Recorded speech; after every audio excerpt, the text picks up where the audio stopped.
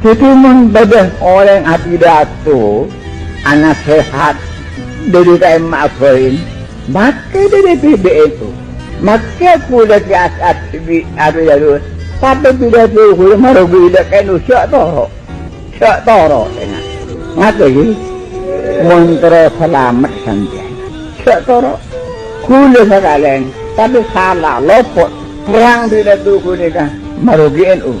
Tak usah sampean panitan, itu toro mas. Panapa Bibi, panapa Abdurrahman Wahid, panapa Mahbub, pasirah, mun marugi toro. Toro abendillah, toro asalana. Terakhir, ngerti sampean. Atau merugi pesantrennya, pesantrennya siapun ikut bina ben pengatuan apa aku sunnah wal jamaah aku mendidik sunnah wal jamaah, maka pas penggantinya rosak penggantinya. Upamana anak kuda menikah sampai kuda rosak anak kuda menikah mengkaya siatoro, buat ini siatoro, mentak jauh penting kuda si Odi, mentak jauh penting anak Samsul Arifin sebagai barang masjid siatoro, terang, menikah siatoro. Nirana membeda-beda. Gunung Jati menikah dengan Nyai Rara Santang. Alawi kalau tidak dilawan, semakin kemaki semakin beleleng. Sahabat Puja Sumatera, di mana bumi dipijak, di situ langit dijunjung. Di mana kita berada, di situ kita harus menempatkan diri dengan sebaik-baiknya. Maka berhati-hatilah wahai Ba'alawi, jangan kalian asal comot dan mengklaim sejarah kami. Bendera merah putih, siapa yang memberikan instruksi? Itu adalah fatwa Al-Habib Idrus bin Salim Al-Jufri Palu Al-Khairat. Lambang negara Garuda, siapa yang buat? Al-Habib Asy-Syarif Hamid Al-Gadri dari Pontianak. Lagu 17 Agustus, Pramuka, lagu syukur, siapa yang buat? Al-Habib Husin Al-Mutahhar dari Semarang. Siapa Imam Bonjol? Al-Habib Muhammad Syahabuddin, beliau habaib dari kalangan bin Syahab. Dari mulai Aceh, kita kenal Cuk Nyadin, Teuku Umar, seorang Habib, Sultan Delhi, Sultan Palembang, Sultan Badaruddin, turun lagi di Aceh, Sultan Hasanuddin, Habib. Wali Songo itu wali-wali Allah, yang mana mereka itu anak cucu keturunan daripada Imam Ammul Faqih. Saya punya bukunya, silsilah daripada Imam Ammul Faqih. Ammul Faqih itu kakeknya, pamannya Sayyidil Faqihil Muqaddam. Tayangan video-video pendek tadi, maka kita akan faham keanehan mereka. Namun di sini kita tidak akan mengupas lebih jauh kejanggalan-kejanggalan Ba'alawi. Kita yakin masih banyak manusia berpikiran sehat dan waras di negeri ini.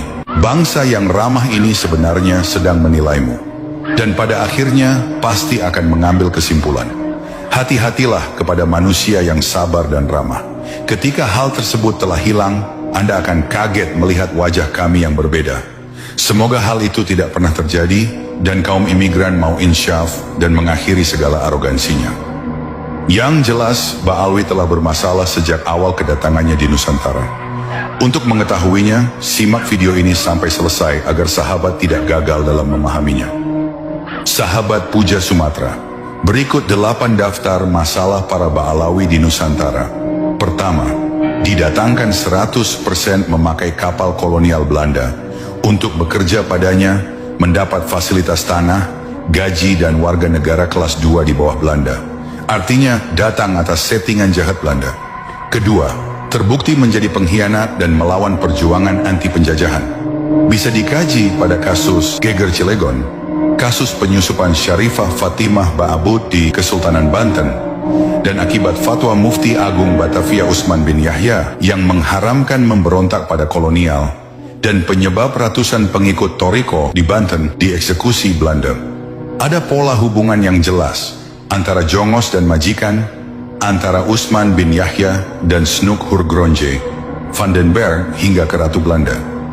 Bisa dikaji dalam surat menyurat yang penuh menjilat sang mufti pada majikan-majikannya. Keempat, berlaku arogan dan rasis, mengaku sebagai ras paling mulia, klaim sesat sebagai keturunan Nabi, dan bahkan berani berfatwa putri-putri mereka tidak sederajat bila dinikahi pria di luar mereka. Bila ada yang menikahi Syarifah, maka akan terkutuk dunia akhirat bila tidak bisa mengembalikan Syarifah tersebut menjadi perawan. Selain rasis kepada pribumi, mereka juga rasis kepada sesama imigran lainnya. Tercatat terjadi banyak bentrokan berdarah dengan kaum Arab Al-Irsyad atau non-Ba'alwi, dan hal itu masih menjadi ganjalan hingga kini. Padahal banyak golongan Al-Irsyad seperti Marga Al-Katiri, At-Tamimi, Bajamal, dan lain-lain yang jelas-jelas secara genetik adalah orang Arab, bahkan suku Quraisy, sukunya Nabi. Habib, mau dia maksiat, mau dia zina, mau dia mabuk, tetap masuk surga. Kalau kalian gentleman, kalau kalian pemberani, kapan mau perang dengan kita? Sebutkan tanggalnya, sebutkan harinya, sebutkan jamnya, sebutkan tempatnya. Berapa pasukan yang kamu bawa? Kami akan bawa pasukan yang sama. Ayo kita perang. Ubaidillah bin Ziyad bin Abihi terlahir dari seorang budak perempuan bernama Marjanah. Terkadang Ibnu Ziyad digoda dengan panggilan yang dinisbatkan kepada ibunya, Ibnu Marjanah, yaitu putra Marjanah. Yang hal itu menceritakan tentang ketidaksucian pada kelahirannya, dan dalam beberapa sumber dijelaskan bahwa dia terkenal dengan pemilik nama buruk dan pezina yang tersohor. Ubaidillah bin Ziyad, sosok yang kekejamannya sangat masyhur di panggung sejarah. Sayyid Hasan Al-Husaini dalam bukunya berjudul Hasan dan Husain The Untold Story menjelaskan Ibnu Ziyad ini adalah sosok gubernur yang zalim, berhati busuk, suka mencela para sahabat dan membenci Ahlul Bait. Dialah yang menolak semua tawaran Husain karena lebih suka melihat cucu Nabi itu mati. Setelah kesyahidan Imam Husain radhiyallahu an, Ibnu Ziyad memerintahkan untuk menyandera keluarganya yang tersisa serta membawa mereka di Kufah. Masuknya Ahlul Bait Nabi SAW ke Kufah dalam keadaan tertawan. Ini adalah peristiwa nyata yang dicatat di dalam sumber-sumber sejarah. Salah satu contoh peristiwa tersebut adalah berhadap-hadapan dan perdebatan Ibnu Ziyad dengan Sayyidah Zainab, serta jawaban-jawabannya kepada Ibnu Ziyad yang dicatat oleh sumber-sumber sejarah, yang telah memberikan pengaruh kepada para pendengar dan orang-orang yang hadir di tempat itu. Salah satu di antara peristiwa-peristiwa yang terjadi di Kufah pada waktu itu adalah dibawanya kepala suci Imam Husain radhiyallahu anhu ke dalam majelis Ibnu Ziyad. Menurut penukilan sejarah, dia dengan kayu yang ada di tangannya, atau dalam riwayat lain tombak yang ada di tangannya, telah menyentuh bibir dan gigi Imam Husain dan tidak menghormatinya sama sekali. Zaid bin Arqam, salah seorang sahabat Nabi yang sepuh yang hadir di majelis, menangis karena melihat tindakan tersebut dan berkata, "Angkat kayu itu dari bibir Husain. Aku bersumpah demi Allah, sudah berkali-kali aku melihat Rasulullah meletakkan bibirnya mencium bibir Husain." Ubaidillah marah dan berkata, "Semoga Allah mengasihimu atas hal yang engkau tangisi. Atas kemenangan Tuhan, demi Allah, jika kamu bukan orang tua dan aku tidak tahu bahwa otakmu sudah hilang, pasti tentu aku penggal lehermu."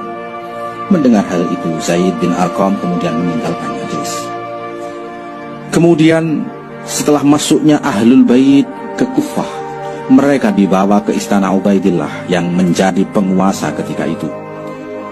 Sesuai penukilan sejarah, Sayyidah Zainab, adik dari Sayyidina Husain, dengan mengenakan Bismillahirrahmanirrahim. Qala telah berkata Sayyiduna ay akramuna, yaitu orang yang paling mulia di antara kita.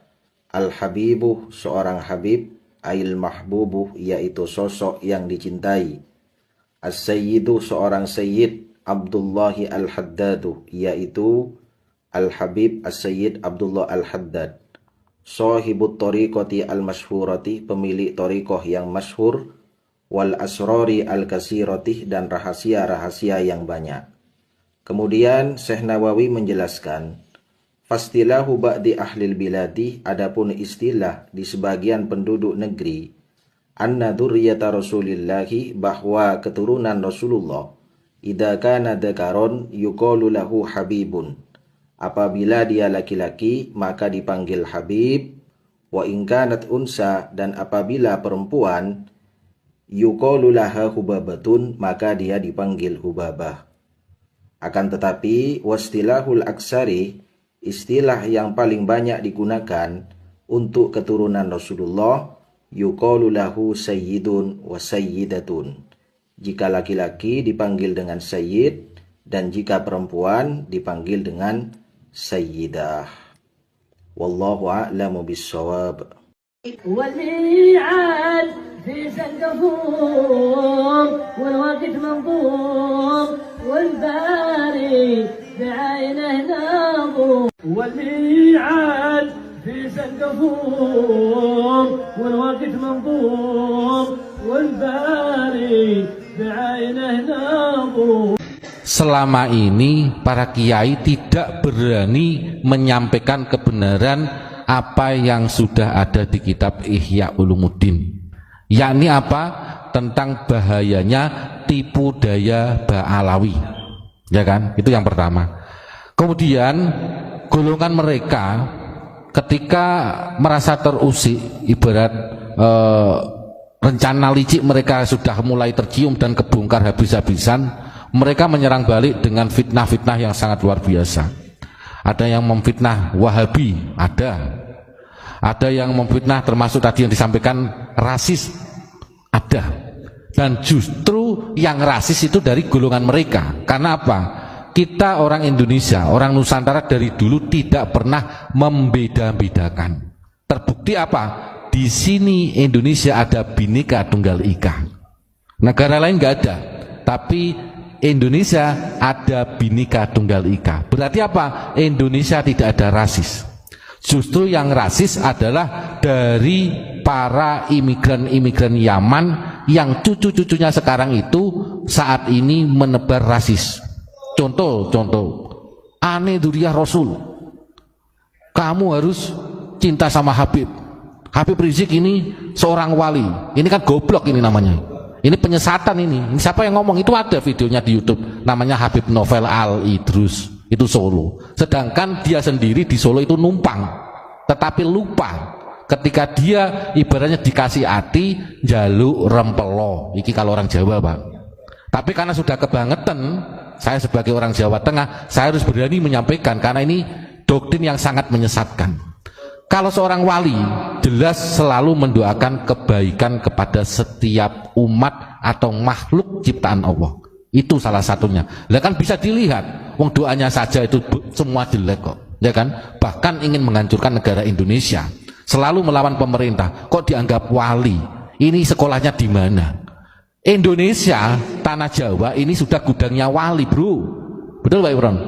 Hampir setiap desa ini banyak walinya. Tetapi karena doktrin-doktrin mereka itu ingin menenggelamkan termasuk Wali Songo, Duriyah kerajaan, bahkan sampai ke ulama-ulama Nusantara. Contohnya, mohon maaf, di area makam Sunan Bonang, ya kan, dulu tidak ada makam namanya Habib Al-Jufri, Al-Kaf atau Al-Siapa.